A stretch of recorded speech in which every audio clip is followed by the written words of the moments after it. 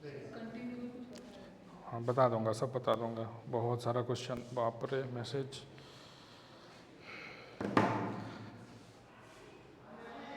ये बताना था कि आप लोगों को, मैं दोबारा इसको रिपीट कर देता हूँ कि ऐसे कैटलॉग बनेगा। तो कैटलॉग के नीचे आपको लिखना है कि क्या एंट्री है, या मेन एंट्री, ठीक है, या सब्जेक्ट, एडेड एंट्री, जो भी है उसको आपको स्पेसिफाई करना है। ये क्वेश्चन में लिखा होगा, ठीक है। सेकंड क्या चीज़ आपको करना है कि आपको हर किसी टाइटल के लिए सब्जेक्ट बनाना पड़ेगा, ठीक है।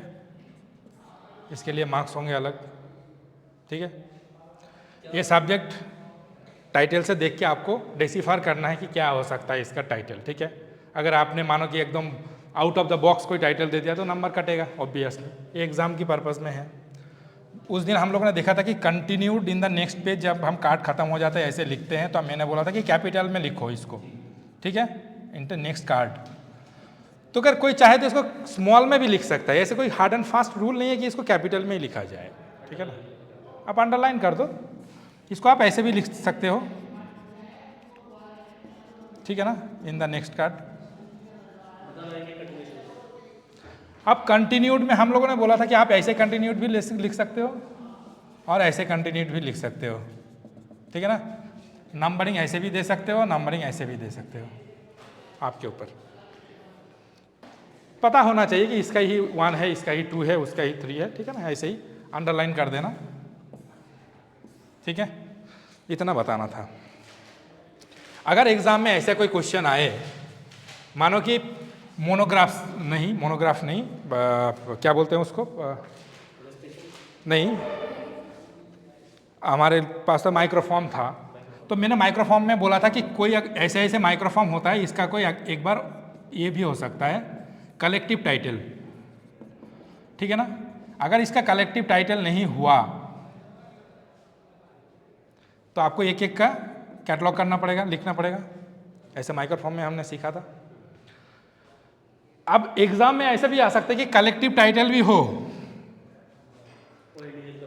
और ये पर्टिकुलर जो ABCDEF, और मैंने नोट में अदर इंफॉर्मेशन में ऐसे लिख के रखा कि जो F टाइटल है, this is very much required by the user, मानो कि ऐसा नोट लिखा हुआ है। इसका मतलब क्या हो गया कि आपको एक इन एनालिटिकल एंट्री बनाना पड़ेगा उसके लिए अलग। तो हर लाइन, हर इंफॉर्मेशन, हर कोई चीज़ आपको ध्यान से पढ़ना है, ठीक है। एक एक लाइन, एक एक वर्ड, उसमें वर्ड का भी ट्विस्ट हो सकता है कि कोई वर्ड ऐसे ट्विस्टिंग हो जो आपको कंफ्यूज कर देगा, ठीक है। ये चीज़ हो गया। हम लोगों ने ये बोला था कि हमारे पास एक ऑथोरिटी टाइटल है, ऑथोरिटी फाइल है, हमारे पास ऐसे बहुत सारा सरनेम आता है, YYA भट्टाचार्य, YA करके भट्टाचार्य। तो हम लोगों ने ऑथोरिटी फाइल में डिसाइड करते हैं कि हमने किस में रखना है। मैंने डिसाइड किया कि BHA TTA CHRYY में हमें रखना है, ठीक है।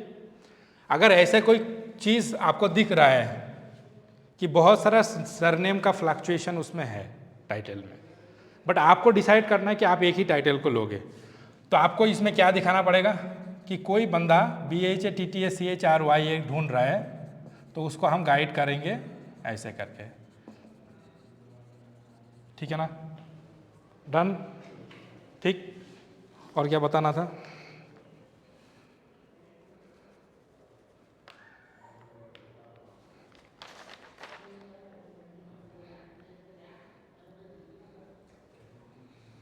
बस हो गया, इतना ही बताना था। डन, ये चीज़ हो गया। हाँ बता तो दिया, और कुछ नहीं है।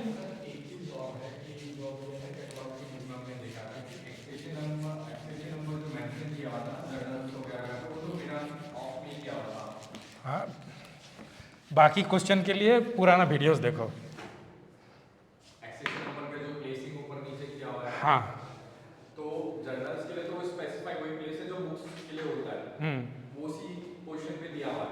और जो पीरियोडिकल उसके लिए कार्टोग्राफिक मटेरियल या वीडियो या साउंड के लिए जो उन्होंने एक्सेशन नंबर दिया है, वो लेफ्ट हैंड साइड नीचे टॉप बॉटम में लिखा हुआ है। नहीं, टॉप बॉटम में ऐसे टॉप बॉटम में एक्सेशन नंबर लिखने का स्टाइल है CCC में, that is called classified catalogue code, जिसमें हम एक्सेशन नंबर इसमें लिखते हैं। ठीक है, इसमें हम 1 2 3 4 5 में लिखते हैं। ठीक है ना। वैसे कार्ड तो ऐसे कार्ड तो शायद देगा नहीं एग्ज़ाम के लिए, पेपर ही रहेगा। लिख दो यार, कहीं भी लिख दो, कोई दिक्कत नहीं होता इसके लिए। ठीक है ना, नीचे मत लिखना, नीचे से CCC में लिखा जाता है। एक पोर्शन लिख के कि जिसमें 5 है, मिड वे 5, 1 2 3 4 5 करके, ये जैसे है 1 2 3 4 5, तो उसमें लिखना है। ठीक है ना। और कुछ? तो सर मैं वही पूछ रहा था कि उसके लिए अलग-अलग तो नहीं होता ना, एक्सेशन नंबर का पोजीशन? हाँ, एक ही जगह होता है, एक ही जगह होता है। एक्सेशन नंबर की जगह एक ही होता है। आपको कार्ड कैटलॉग ही सिखा रहा है। ठीक है ना, आपका जो चल रहा है इसमें सब कार्ड कैटलॉग ही सिखा रहा है, वो सबके नहीं अलग अलग नहीं होता। और CCC में उसमें लास्ट में लिखा होता। ठीक है, हम लोग ने ये देखा था कि क्रिएटर, प्रोड्यूसर, डिस्ट्रीब्यूटर, ऐसे डिस्ट्रीब्यूटर नहीं, डायरेक्टर एंड अदर्स करके स्टेटमेंट ऑफ रिस्पॉन्सिबिलिटी में आता है ये सारे चीज़। ठीक है ना। ये वीडियोग्राफी में हम लोगों ने देखा था कि वीडियोग्राफी में अगर कोई एडिटर है या डायरेक्टर है या प्रोड्यूसर है या राइटर है, तो उसको हम, जैसे हम लोगों ने लैंडर गाय करके पिछले दिन कैटलॉग किया था, that was for the video recording. अब हम आज जो करेंगे that is called the motion picture. आप देखो पिक्चर में मैं ये मान सकता हूँ कि कोई आके आपके पास पूछेगा कि भाई सत्यजीत रे का जो मूवीज़ है मुझे वो चाहिए, पूछ सकता है, ऐसे करके ही पूछेगा। लेकिन जनरली हम मूवीज़ के लिए क्या करते हैं, मोशन पिक्चर के लिए क्या करते हैं, टाइटल से पूछते हैं कि आज मूवी कौन सा रिलीज़ हो रहा है, उसमें डायरेक्टर कौन है, हम इसमें नहीं देखते हैं जनरली। वो बाद में देखा जाएगा कि राजकुमार हिरानी है कि मतलब कोई भी हो, जैसे ऐसे करके। ठीक है ना। तो हम एडेड एंट्री बना देंगे इस चीज़ का। मूवीज़ के लिए, मोशन पिक्चर के लिए कभी भी ऐसा क्वेश्चन आए तो ये भी क्वेश्चन एग्जाम के लिए कन्फ्यूजनिंग है कि आपको समझ ही ना आए, नहीं चल रहा है, आपको समझ ही ना आए हो कि क्वेश्चन जो दिया गया है वो वीडियो रिकॉर्डिंग है या मोशन पिक्चर है, ये कन्फ्यूजन दूर कर लेना। आपको वो कंफर्म होना चाहिए कि क्वेश्चन में जो मांगा गया है वो क्या वीडियो रिकॉर्डिंग पूछ रहा है कि मोशन पिक्चर, क्योंकि दोनों मिलता जुलता है, या साउंड रिकॉर्डिंग है। तीनों में कन्फ्यूजन बहुत ज़्यादा हो जाएगा। ठीक है ना। तो वो आप लोग ध्यानपूर्वक देख लेना। ठीक है। और एक चीज़ मैं आप लोगों को बता देता हूँ, क्वेश्चन जितना आपको लगेगा आसान है उतना आप मानो कि आप फंस रहे हो। ये हर क्वेश्चन का रूल होता है। जितना आसान आपको लगेगा कि ये तो बहुत आसान लग रहा है, उसका मतलब आप फंस चुके हो उस चीज़ों में, तो उसमें से ठीक है ना। हर किसी क्वेश्चन का ऐसा ही होता है। UPSC का कोई भी क्वेश्चन देखना, ये आपको लगेगा अरे यार थोड़ा पढ़ लेंगे तो शायद हो जाएगा, जो ये सोचा उसका मतलब उसका प्रिपरेशन 0 है। ठीक है ना। तो क्वेश्चन को आप लाइटली मत लेना, कभी भी क्वेश्चन हो, चाहे कुछ टाइप का भी क्वेश्चन हो, कोई भी क्वेश्चन हो। ठीक है ना। तो वो डिफरेंस आपको किताब में है, पढ़ लेना। आप कितना रोज रोज थोड़ी ना पढ़ाएंगे। ठीक है ना। अब हम लोग देख लेते हैं मोशन पिक्चर को कैसे कैटलॉग करते हैं, दैट इज इंपॉर्टेंट। आपकी किताब से ही ले रहा हूँ।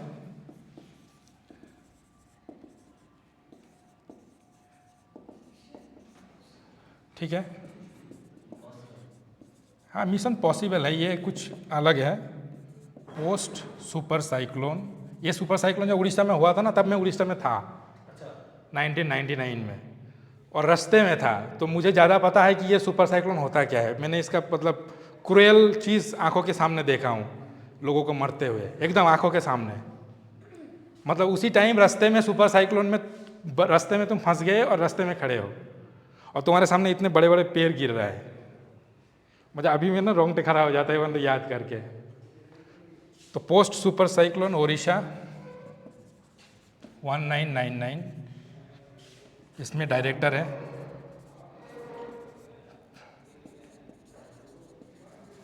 भास्कर परिचा। ठीक है।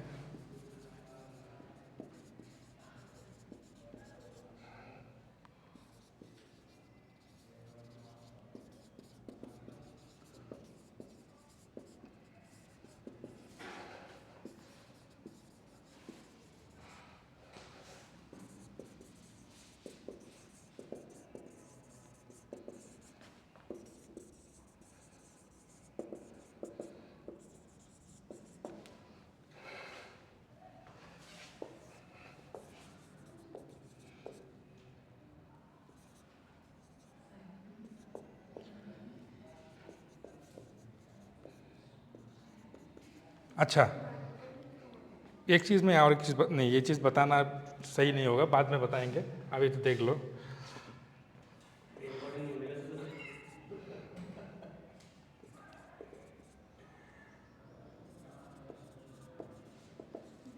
हर कोई ट्विस्ट बताना नहीं चाहिए।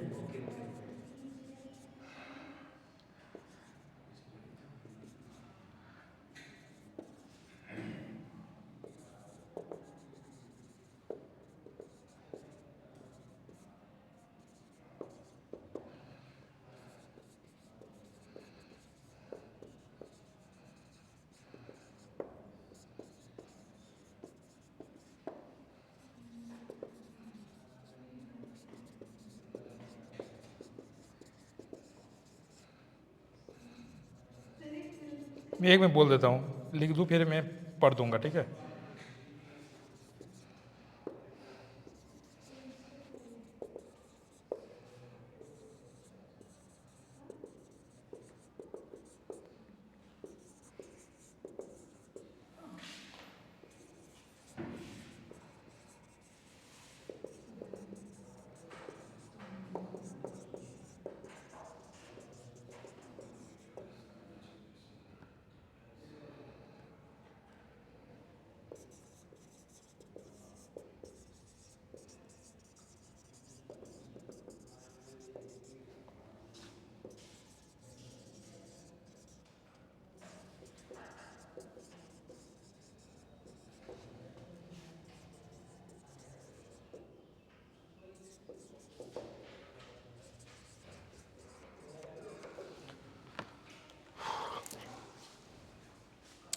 ठीक है, मिशन पॉसिबल ये नाम हो गया। ये फिल्म क्या है कि on post super cyclone Odisha 1999 में, इसका डायरेक्टर किसी नाम है भुवनेश्वर। संचार film production for Odisha state mitigation authority ने इसको 2002-3 में पब्लिश किया, ठीक है। इसका कॉल नंबर है, इसमें वीडियो का डिस्क है 26 मिनट का, विथ साउंड है, कलरफुल है, डायमेंशन 3x4 इंचेज है। स्क्रिप्ट नरेशन सत्येन मिश्रा, एडिटिंग अजय मिश्रा, कंसेप्ट है अरविंदो। इन इंग्लिश एंड ओरिया दोनों लैंग्वेज में है, विथ रिलीफ एंड रिहेबिलिटेशन, ठीक है। ये इंग्लिश में सब टाइटल भी है इसका। किस टॉपिक के ऊपर कवर करता है? Relief and rehabilitation measures for the cyclone in Odisha October 29, 1999, ठीक है ना। इतना इन्फॉर्मेशन इसमें है, ठीक है। तो इसमें डायरेक्टर है, वीडियो रिकॉर्डिंग होता तो हम सोचते कि इसी के नाम पे जाएगा। अब मोशन पिक्चर है, ठीक है ना। तो फिर हम लोग उसमें जा रहे हैं, किस में जा रहे हैं? टाइटल पे जा रहे हैं, ठीक है ना।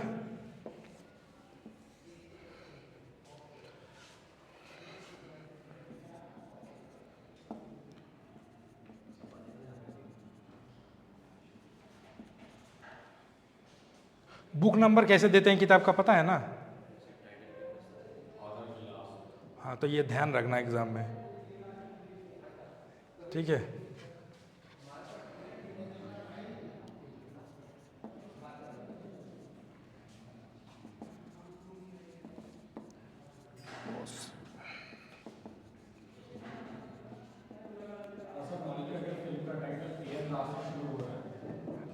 इसको ख़त्म कर लें, उसके बाद सुन रहा हूँ, ठीक है। आप याद रखो अपना क्वेश्चन, मैं सुन रहा हूँ बाद में।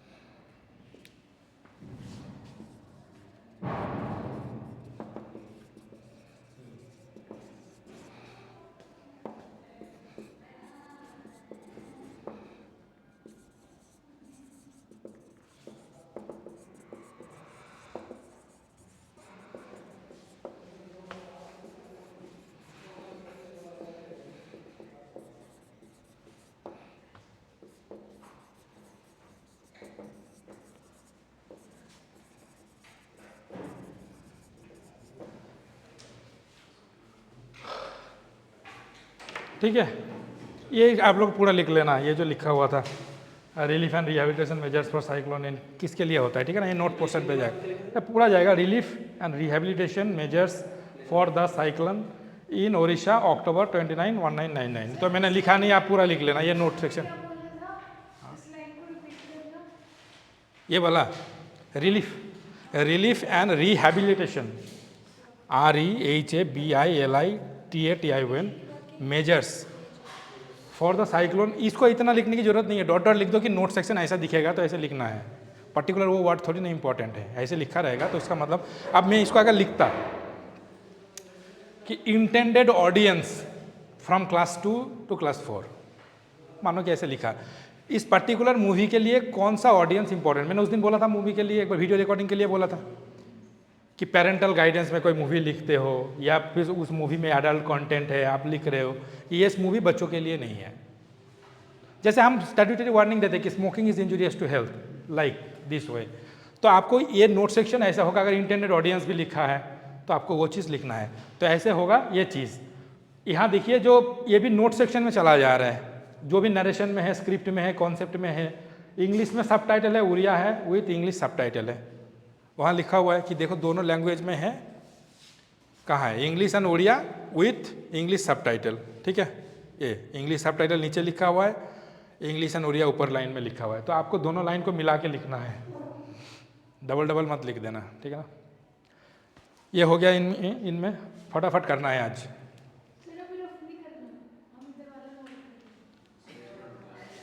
जल्दी जल्दी, हाँ मुझे 3 कैटलॉग करना है, एक वो अभी 2 बाकी है। हाँ जल्दी करो, तुम बातें कम लिख लो पहले। हाँ हाँ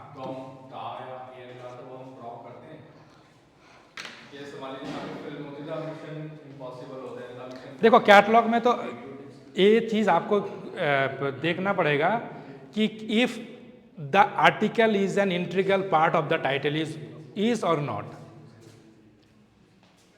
the wonder that was India एक टाइटल है, बहुत फेमस किताब है, बहुत फेमस किताब।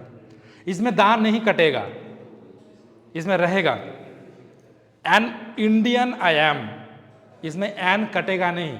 तो आपको वो जज करना है कि जो पर्टिकुलर टाइटल है that is the integral part of the title और नॉट, ठीक है,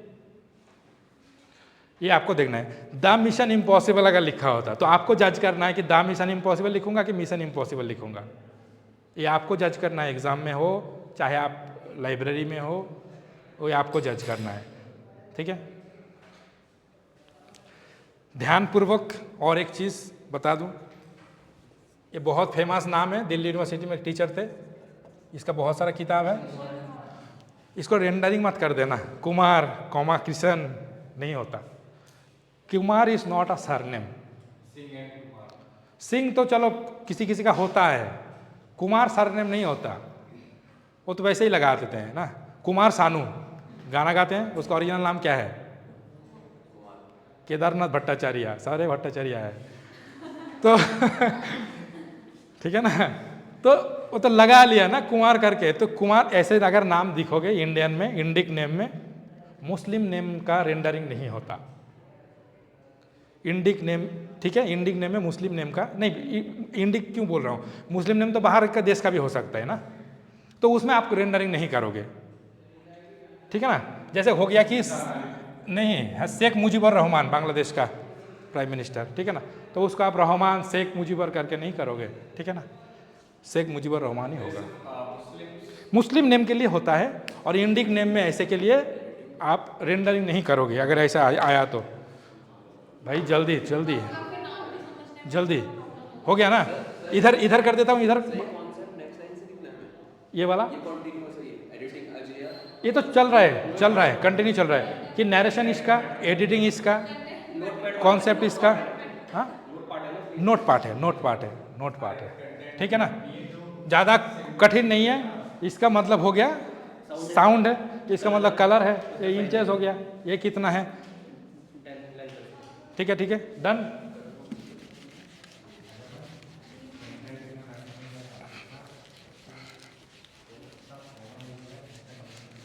मतलब इंटरनल असेसमेंट आप लोगों का हाई फाई हुआ है, सुन के भी अच्छा लगा।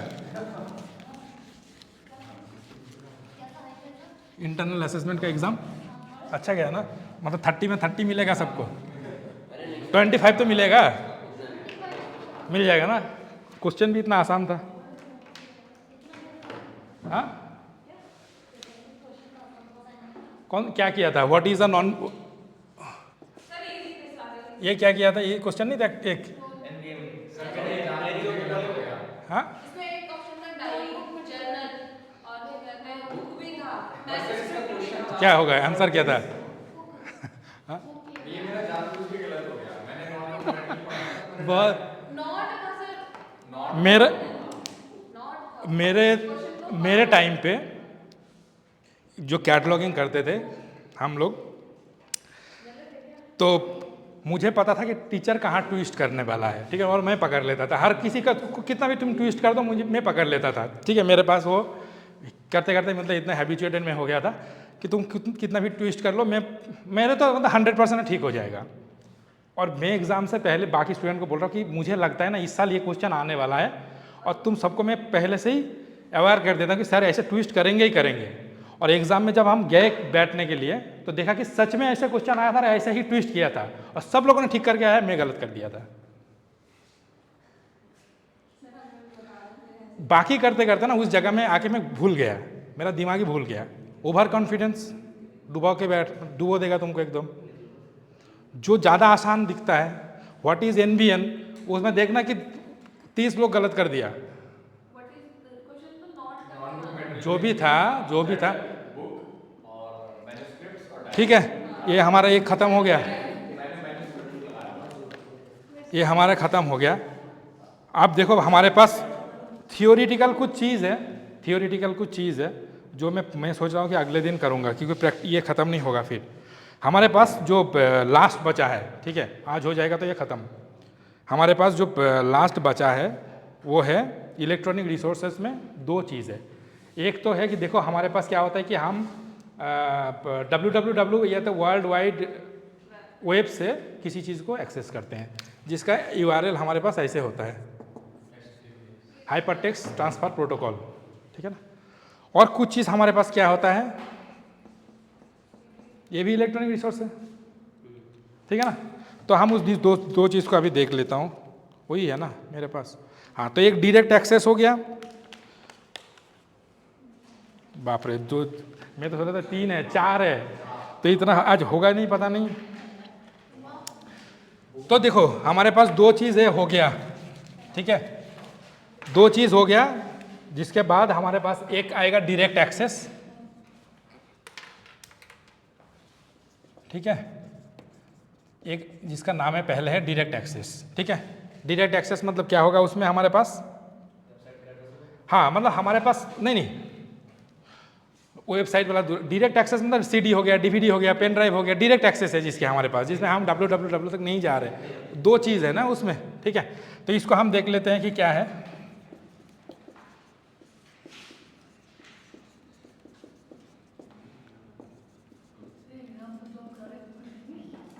हाँ, एग्जाम का ही क्वेश्चन है, यही आया है, हाँ यही आया है, कर लो इसको।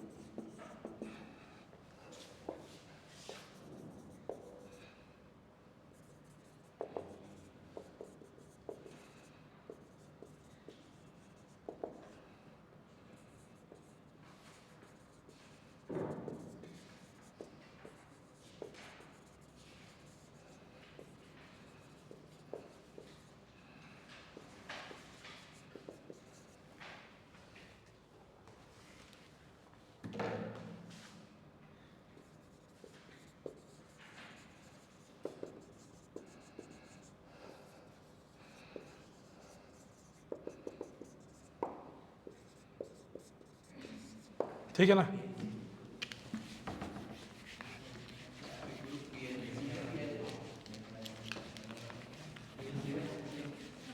हाँ वो नाम है। आप लोग जब डिसर्टेशन सबमिट करोगे, आपका सबमिट होगा, इसी से चेक होगा सॉफ्टवेयर प्लेगरिज्म के लिए कि आपने कॉपी कहाँ से किया, कहाँ से पेस्ट किया। ठीक है ना। हाँ हम लोग जो आप लोगों का कंटेंट लिखते हैं, हम लोगों का भी ऐसे चेक करते हैं। हाँ हाँ ठीक है ना, ठीक है ना। तो यूनिक चीज़ देना, नहीं तो हाँ हाँ वो फ्री चेक नहीं होता भाई, फ्री में दुनिया में कुछ नहीं मिलता। अब जो सांस ले रहे हो that is also not free. तो फ्री में जो मतलब चेक हो रहा है ना, उसमें एक सर्टेन पोर्शन तक ही वो देगा, उसके बाद वो नहीं होगा, नहीं होगा। फ्री में आप जो इंटरनेट में जो चेक कर रहे हो उससे नहीं हो पाता। हाँ वो नहीं होता, वो नहीं होगा, उससे नहीं होगा।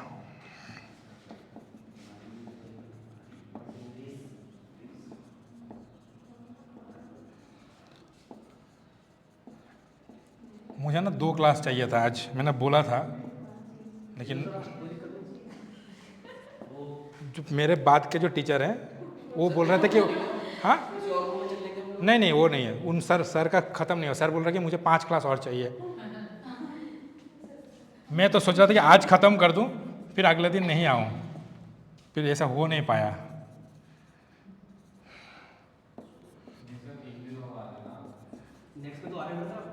आना ही पड़ेगा।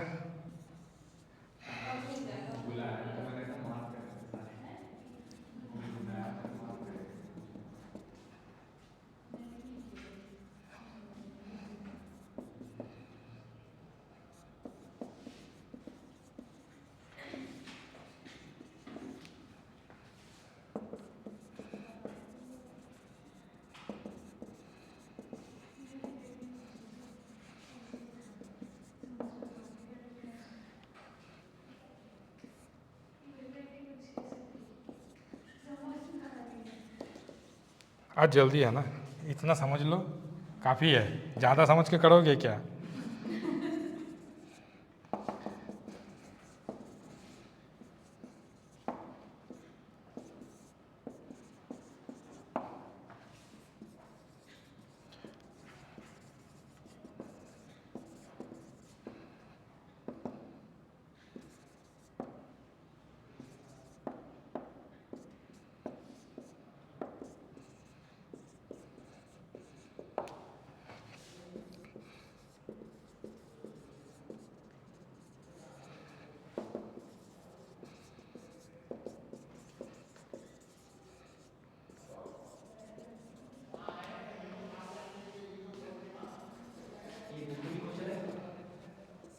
एक मिनट।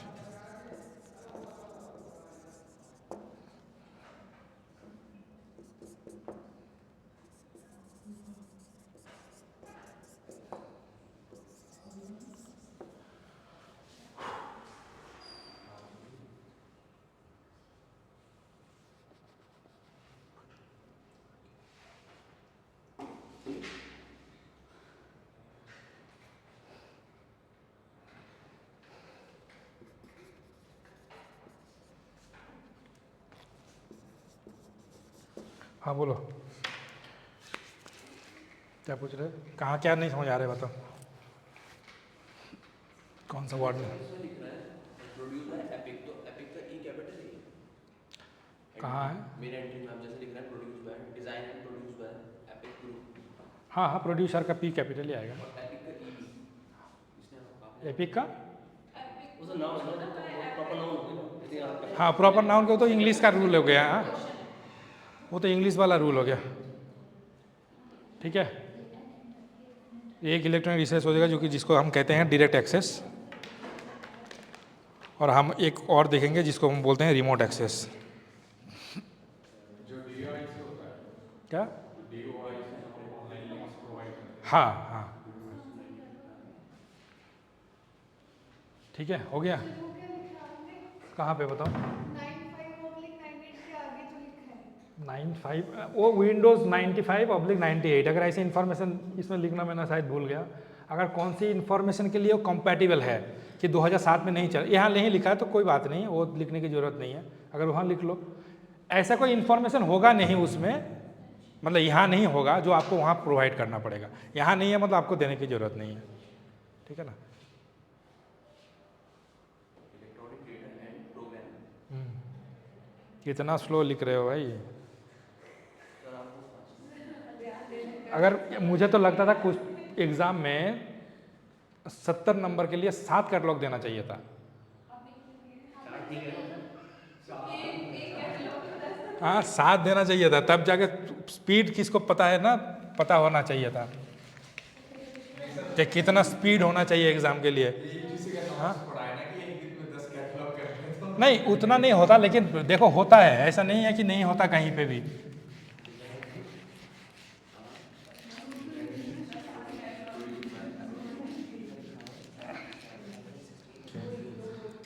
पंद्रह मिनट, ठीक है। ये हमारा, अरे भाई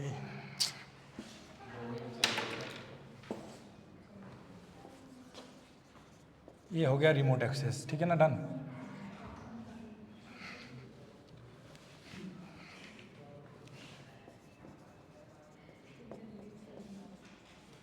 ठीक है,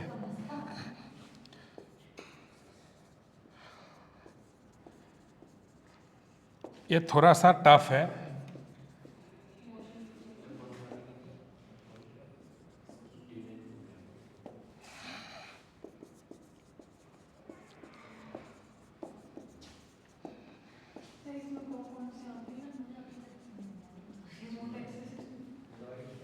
नहीं समझ आया, समझा देता हूँ।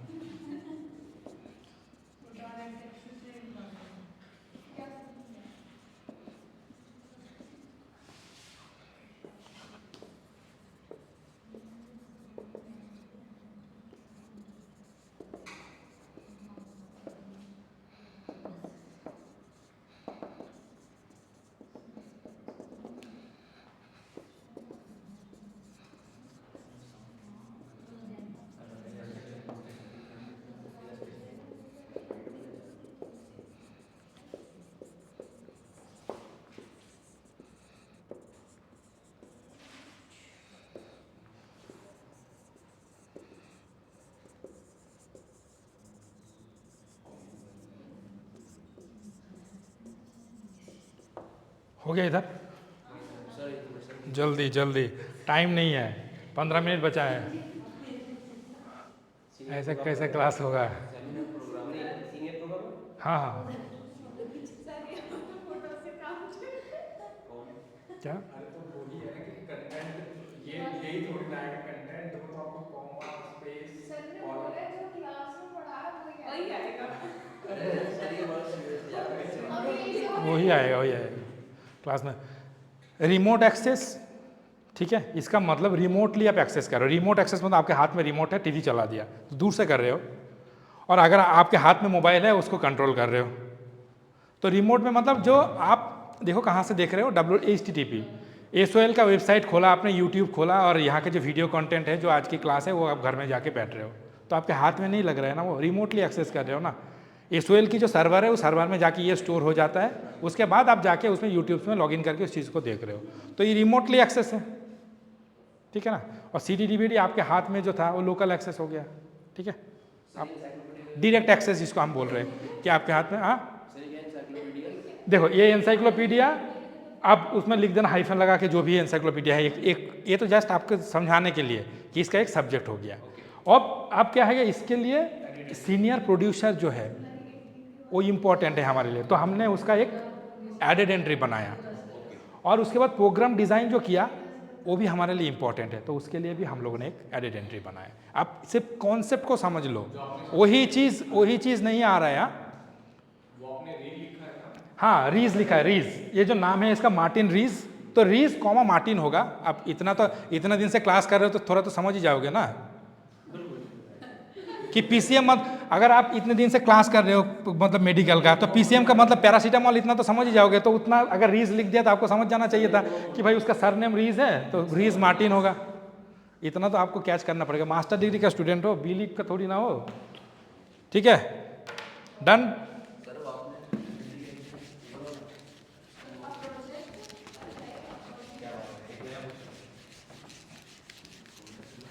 वो था डायरेक्ट एक्सेस वाला, ये हम देखेंगे। अब एक चीज़ सुन लो, हम लोगों ने जब कैनन पढ़ रहे थे, ठीक है ना, तो कैनन में हम लोगों ने एक चीज़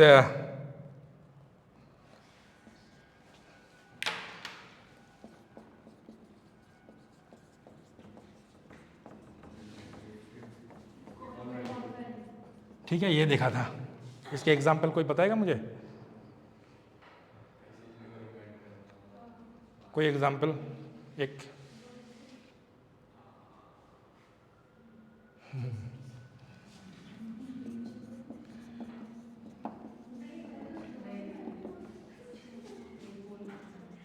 ऐसे मैंने लिख के दिया था, ऐसे मैंने लिख के दिया था कि अगर आप आके मांगोगे सर इंडिया गवर्नमेंट का कोई रिपोर्ट दो या मिनिस्टर ऑफ होम अफेयर्स का कोई रिपोर्ट दो, तो ऐसे करके, तो अब इसको पढ़ो क्या लिखा हुआ है फटाफट। कॉल नंबर, एक्सटेंशन नंबर जो भी होगा दे देना, ठीक है ना। इसमें लिखा हुआ है कि the schemes of coconut development on coconut, मतलब कोकोनट डेवलपमेंट बोर्ड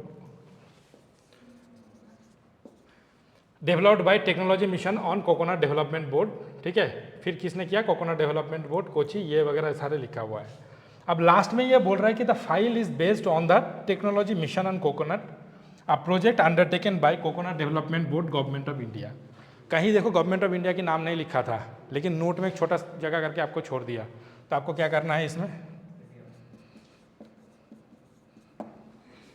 फिर नहीं भाई, बीच का भी डालना पड़ेगा, ठीक। आप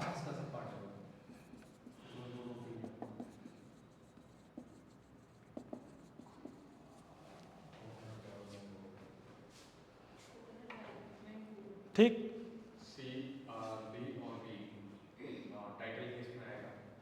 हाँ कोकोनट डेवलपमेंट बोर्ड में C, D और B टाइटल कहाँ आ रहा है अभी? अभी देखो पूरा इसको, ठीक है। ऐसे आपको करना है इस चीज़ों को, ठीक है। वो सारा रनिंग में है। हाँ एक साथ हो गया ना, dot dot dot India dot ministry of agriculture dot coconut development board, इतना आगे एक्सेस पॉइंट ऊपर। ये जब फाइलिंग होगा तो आई से होगा, ठीक है ना। ये जरूरी नहीं है कि इसको आप कंफ्यूज हो जाओगे ना, हाँ ठीक है ना, ठीक है। अब टाइटल क्या था बोलो? तो लिख दिया मैंने टाइटल, ठीक है ना। ये शॉर्ट कर दिया, आप शॉर्ट मत करना। आपका कोई शॉर्ट चीज़ होगा मतलब वो आपका शॉर्टकट मतलब फ्रॉड कार्ड माना जाएगा, नंबर कटेगा, ठीक है। इतना हो गया। अब क्या है कि इसका सब टाइटल है वो,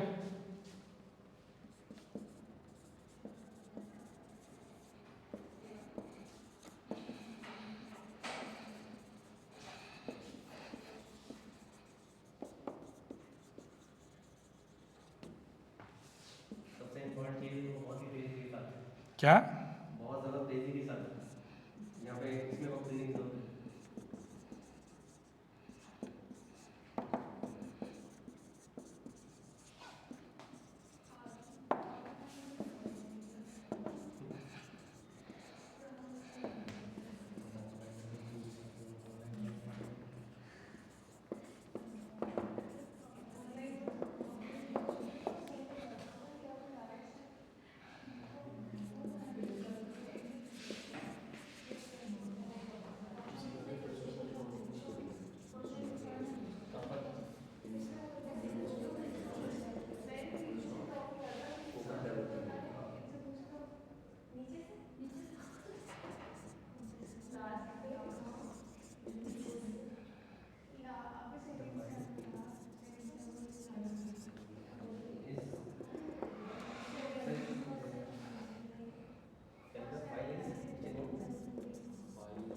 file is based on mission on coconut project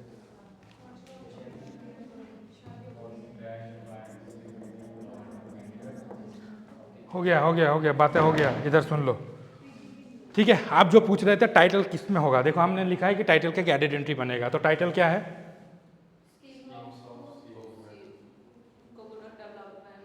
हो गया आंसर, मिल गया आंसर।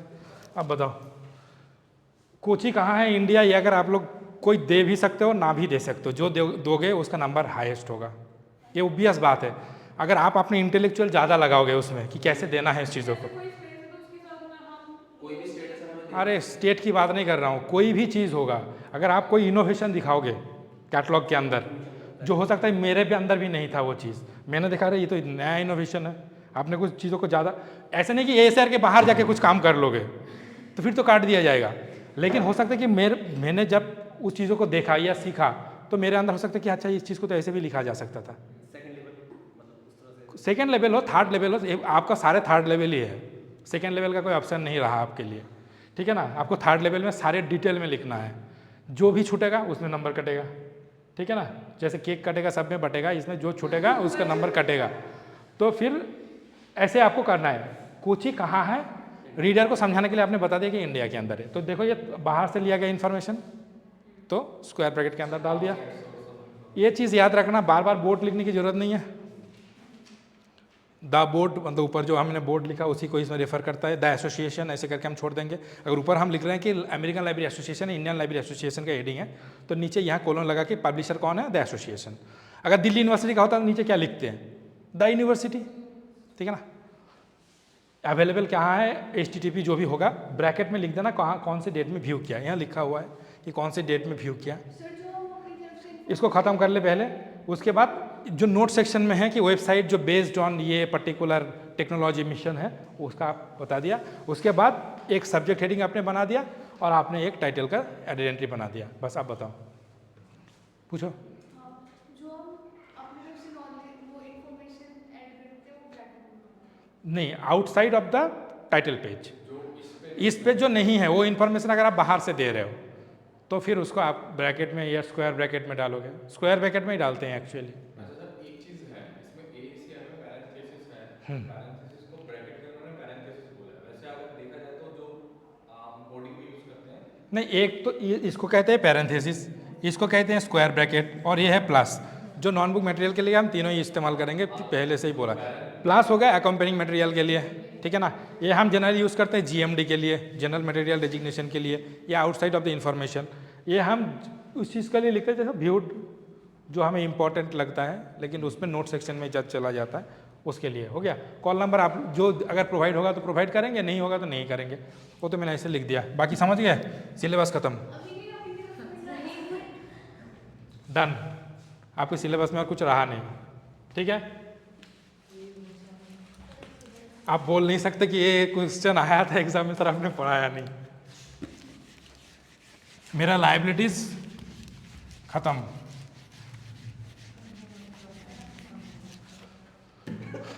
इसको जितना जल्दी करोगे उतना सेकंड टॉपिक में आऊंगा मैं फटाफट। हाँ, बट सर ये लास्ट क्लास में ना प्रैक्टिस करी थी। मतलब प्रैक्टिस करा देंगे, मैं वहाँ बैठूंगा, आप यहाँ आके कर लेना। नहीं जैसे जैसे आपने भी बताया कि पैरेंथेसिस के लिए ये है, हाँ, इसी तरीके से नहीं, एक बार बस कंफर्म कर लें कि हाँ ये है। जैसे डिस्ट्रीब्यूटर के लिए कुछ, हाँ ठीक है, ठीक है। हमारे पास कुछ थियोरिटिकल कुछ चीज़ रह गया, वो अगले क्लास में बोलेंगे, क्योंकि थियोरिटिकल कराता ना तो प्रैक्टिकल खत्म नहीं होता पाता आज। थियोरिटिकल उतना ज़रूरी नहीं है अभी के लिए ना, ये तो बाद में भी आपको बता दिया या एक प्रिंट आउट दे दिया, ठीक है ना। क्योंकि प्रैक्टिकल में थियोरिटिकल तो आएगा नहीं।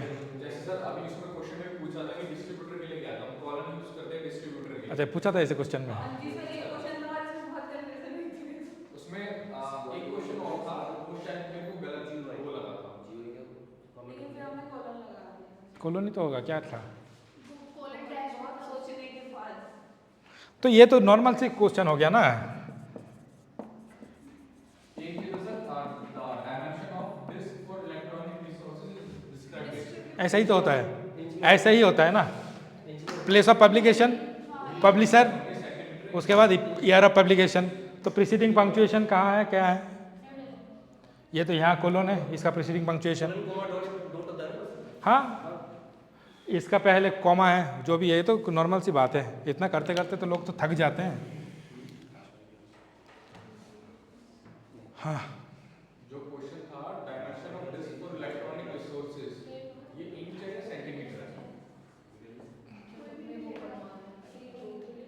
जो बॉक्स एक और था, बॉक्स वाला जो था वो एक साउंड वाले में है शायद। यही आता है। बॉक्स हम ये वाला यूज़ करते हैं। कुछ क्वेश्चन तो ऐसे थे जो उसमें बुक में पीछे दिए रखे थे। ये वाला सेंटीमीटर बुक के लिए यूज़ होता उसके है। लिए सेंटीमीटर होता है, ये वाला चीज़ होती है उसके लिए। तो बस नॉर्मल है, एकदम नॉर्मल सा। इतना आसान क्वेश्चन तो कहीं नहीं आएगा। पता नहीं किसने क्वेश्चन किया है इतना आसान। एक क्वेश्चन तो होता जो सर एक क्वेश्चन तो होता जो हमने लास्ट क्लास में सबसे पहले बताया था, जैसे वो क्या करते हैं कंप्यूटर फाइल को क्या कहते हैं करके, क्या कहते हैं? Electronic resources. इलेक्ट्रॉनिक रिसोर्सेज का जो बताया वो था। कन्वर्ट हुआ था ना, और उसको चैप्टर 9 चैप्टर 9 चैप्टर 2002 एडिशन में चेंज हुआ था वो, इलेक्ट्रॉनिक रिसोर्सेज, ठीक है ना। कंप्यूटर फाइल को इलेक्ट्रॉनिक रिसोर्स करने के लिए और सर एक क्वेश्चन नहीं मिला सर, ये क्वेश्चन आया था। महात्मा गांधी था, महात्मा गांधी और एम डॉट के Gandhi, canon of short heading है। शॉर्ट हेडिंग है ना, हाँ यही था और ये भी क्लास में करा है। सर। ये सर वाला ये क्वेश्चन था एशिया वाज एस्टैब्लिश्ड इन, ये भी करेगा। सर ने क्लास में कराया सबसे पहले करा था सर ने। हाँ? ये बताते हैं पिछली बार ये तो बार-बार इससे हम बात में लिखते हैं। एक ही चीज़ में थक गया, लिखते लिखते मैं थक गया सच में। हाँ सर इसमें ये क्वेश्चन आया था असेंबली से रिलेटेड है, मोशन पिक्चर और ये मोशन पिक्चर और क्या कहते हैं साउंड करके, साउंड रिकॉर्डिंग, इस कैसे? दो ऑप्शन है। Specific material description, video recording और वीडियो रिकॉर्डिंग बहुत कंफ्यूजन हो रही है क्योंकि दोनों ही अटैच हैं इसीलिए। चलो हो गया, डन, सिलेबस खत्म। कॉन्ग्रेचुलेशन आप लोगों का, लास्ट क्वेश्चन। आप लोगों के लिए कॉन्ग्रेचुलेशन। हाँ 3 बजे ख़त्म कर दिया। फंड कौन करता है? हाँ यूडीसी को भी फंड कौन करता है? यूडीसी का कंसोर्टियम है अलग। इफ्ला नहीं इफ्ला नहीं है। हाँ इफ्ला नहीं। यूडीसी का अलग से कंसोर्टियम है। क्वेश्चन आया था ये question. UDC funded by which organization? ये था इफ्ला और ओसीएलसी। तो यही होगा। हाँ ओसीएलसी था उसमें? नहीं ओसीएलसी नहीं था। नहीं था। गलत हो गया। तो हो गया, हो गया, जो कर लिया वो कर लिया, यही होगा, यही होगा, यही होगा। आपकी किताब में ऐसा कोई क्वेश्चन है ही नहीं जो आपके इंटरनल में आया है बाहर से, नहीं, सिर्फ किताब से आया था, कैनन छोड़ के। वो तो आपने पहले ही बता दिया था। बाकी कोई कैनन भी जायज़ था कि मैंने क्लास लिया तो ये क्वेश्चन तो डालना ही था, ठीक है। आपका ये चीज़ ख़त्म हो गया। सुनो सुनो, बस ख़त्म कर दिया। अगर और जो चीज़ है आपका नहीं सुनेगा तो भाई देखो, जर्नल मैंने पहले दिन ही बता दिया था आप लोगों को। कॉम्प्लेक्सिटीज़ ऑफ जर्नल आप लोग थोड़ा ध्यान से पढ़ लेना कि जर्नल में कॉम्प्लेक्सिटीज़ क्या क्या होता है। क्या होता है कि आज जर्नल चल रहा है, क्या नाम बताओ कोई जर्नल का? बायोलॉजी, जर्नल ऑफ बायोलॉजी, ठीक। चलते चलते चलते चलते ये कब से चल रहा है? 1990 से। ये चलते चलते चलते 2002 में आके इसका नाम, मजाक है इसका, अच्छा नहीं लगा भाई, नाम मुझे पसंद नहीं है, मैं चेंज कर लिया। क्या करेंगे इसको? तो ठीक है चलो, न्यू बायोलॉजी उसने बता दिया तो यही कर लिया मैंने, चेंज हो गया। अब इसमें क्या है, हो सकता है ये जर्नल मानो ये जो 2000 से जब आ रहे हैं तो ये मानो कि साल में कितने बार पब्लिश हो रहा है? एक बार। तो वॉल्यूम नंबर कितना होगा इसका? इशू कितना होगा? कौन से साल में आके ख़त्म होगा? महीने में? स्टार्टिंग कब होगा? कैलकुलेशन समझ में आ रहा है? इम्पोर्टेंट है, कैलकुलेशन करना है आप लोगों को, ठीक है, ठीक है। इसके बाद 90 से 2000 आते आते इसका कितना वॉल्यूम हो जाना चाहिए बताओ? 90 से 2002 तक कितना हो जाना चाहिए था? वॉल्यूम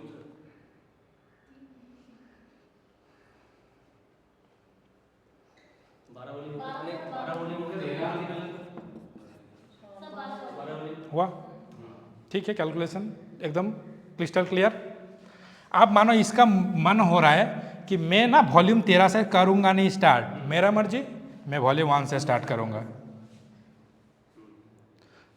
आपको देखना है कि वॉल्यूम 13 बोल रहा है वो 1 से कर रहा है कि स्टार्ट्स अफ्रेश या जो चल रहा था वो चल रहा था, आपको देखना है वो। इसने चालू किया 1 से, ठीक है। चलते चलते चलते 2023 पे आए, यही जर्नल है,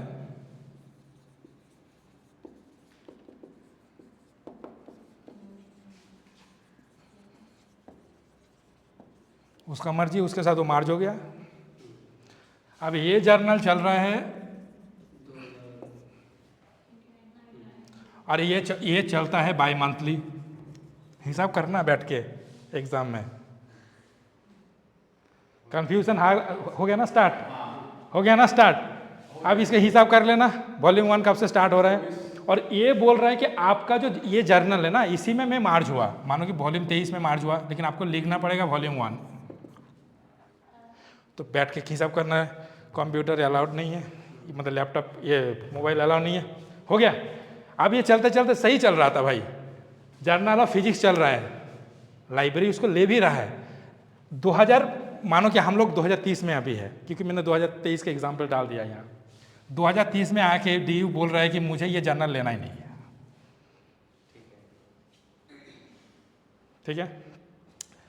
अब इससे पहले मानो कि उतना दर तो 2030 में आके ये हुआ। अब 2023 में ये हुआ, क्या हुआ, इसके साथ मार्ज हुआ।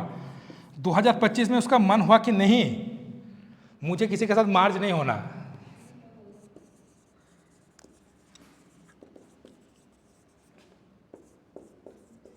मैं जैसा था अलग चला जाऊंगा। The two journals are splitted away. तो वो तो जर्नल की कॉम्प्लेक्सिटी से आपके सिलेबस में है। जर्नल में ऐसे ही होता है, जो लाइब्रेरियन जर्नल को डील करता है ना, उसका दिमाग का दही होता है ऐसे। मेरे लाइब्रेरी में मैं इसी का डील करता था। और इसमें क्या है कि आप पहले से एडवांस पेमेंट कर दो, उसके बाद 4 वॉल्यूम आएगा नहीं, और 5 से स्टार्ट किया, और वो बोलेगा कि सर आपका तो बिल ड्यू नहीं है, मैंने तो दे दिया था। और ये तो एक जर्नल की मैंने बोला, ऐसे मानो कि आपके पास 50 जर्नल है, और ऑडिट वाला आके आपको ऐसे पकड़ेगा, भाई कहाँ गया, ऐसा कहाँ, कितना % आपने लिया, ऐसे डायरेक्ट सवाल कर देगा। होता है ऐसे। मैं कोई मतलब दिमाग इमेजिनरी चीज़ नहीं बोल रहा हूँ, it is not utopian context. Complexities of periodical आपके सिलेबस में है, और हालांकि ऐसे ही होता है, और ऐसे ही एग्जाम में आएगा। ले लो। अब एक फोटो लेने से पहले और एक चीज़ बता दूं, फिर फोटो ले लेना। फोटो लेने से पहले एक चीज़ बता देता हूं। अब आपको क्या करना है, आपने जर्नल का एंट्री तो किया, मेरा 3 नंबर या 4 नंबर क्लास है, आज जाके व्यूज़ बढ़ेगा उसका, मुझे पता है, क्योंकि उसमें जर्नल के कैटलॉग कैसे होता है मैंने लिख दिया। डन, तो देख लेना, और दोबारा मैं करूँगा नहीं। अब जो ये जर्नल आ रहा है ना, ये आपको देखना है कि कौन सी जर्नल की कैटलॉगिंग और एक्स्ट्रा करना है। ये सिर्फ नोट सेक्शन पे डालोगे ये नहीं चलेगा, आपको दूसरे कैटलॉग भी बनाना पड़ेगा इसके लिए। मतलब सब्जेक्ट कैटलॉग तो है ही है, टाइटल कैटलॉग तो है ही है, बाकी एडेड एंट्री कोई है तो है ही, इसका भी सोचना पड़ेगा किसका जाएगा किसका नहीं जाएगा, ठीक है। चीज़ सेम है, डिस्क्रिप्शन आपके ऊपर, ठीक है। आपका पूरा आपके सिलेबस में है, दिल्ली यूनिवर्सिटी की स्टैंडर्ड क्वेश्चन में ये ऑलरेडी है। इसमें होता है कि उसकी ड्यूरेशन चेंज हो गई है, उसकी लेंथ। तो ये चीज़ समझ लिया ना। अब बोलो क्या समझ में नहीं आया, वही चीज़ बताऊंगा यहाँ से। नहीं पूरा तो नहीं, पूरा ऐसा हो ही नहीं सकता कि आप पूरा नहीं समझे पर्टिकुलर। हाँ, हर किसी वॉल्यूम का हम लोग स्टार्ट करते हैं वॉल्यूम 1 नंबर 1, ठीक है ना। अब क्या होता है कि मानो कि इसका वॉल्यूम, अगर जिसका वॉल्यूम खत्म हो जाते हैं, हम क्या करते हैं,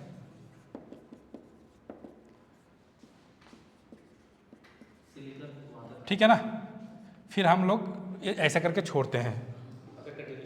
हाँ, फिर हम लोग लास्ट में क्या लिखते हैं, डॉट डॉट डॉट भी, फिर जो हम लिखते हैं। अगर ये 12 वॉल्यूम में आके खत्म होते हैं तो यहाँ 12 लिखने की जगह होते हैं। तो हर किसी का वॉल्यूम नंबर 1 आपको लिखना है, तो यहाँ से आपको कैलकुलेशन करना पड़ेगा, बाई मंथली क्या होता है, क्वार्टरली क्या होता है, आपको पता है। एनुअल में एनुअल पब्लिकेशन हो रहा है, इसमें बोल रहा है कि पब्लिकेशन जो है एनुअल है, हर साल में वो एक ही बार पब्लिश होता है, या साल में 2 बार पब्लिश हो जाता है, या 2 साल में 1 बार पब्लिश होता है। तो वो आपको चीज़ देखना है, बुला लो उनको, तो वो चीज़ आपको समझे सर?